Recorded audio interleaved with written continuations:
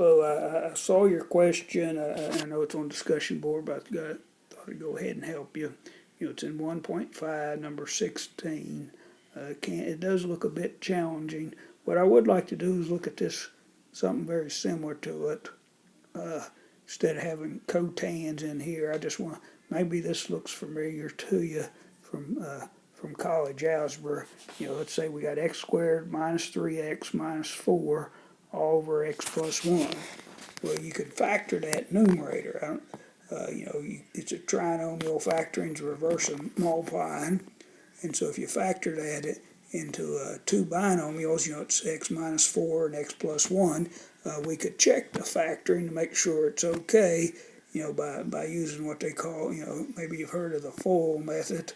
You multiply the first, that'd be x squared, multiply the outer, be 1x, inner be minus 4x, and the last would be minus 4. What I guess I said x squared plus x minus 4x minus 4. If I use the full method, I'm just checking my factoring here.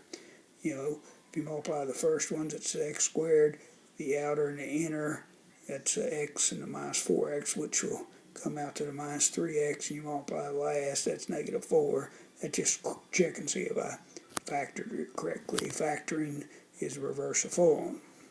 So after you factor, you may notice there's a common factor. This is multiplication, so you can mark that common factor out. And we're left with x minus 4. So I guess I'm simplifying this rational expression, but there's some factor involved. Well, believe it or not, this problem is pretty similar to the one you asked about. And so instead of x, we got cotan. So if you replace those cotans with x, it'd be the same problem. So this factor to x minus 4, x plus 1, well, this will factor to cotan theta minus 4, cotan theta plus 1. And then you have the common, that's multiplication, so you can mark out this common factor, and well, it leaves you with the answer. So this is one way to work this problem. I'm trying to come up with the easiest way to work it. There are a lot of other ways to work this problem.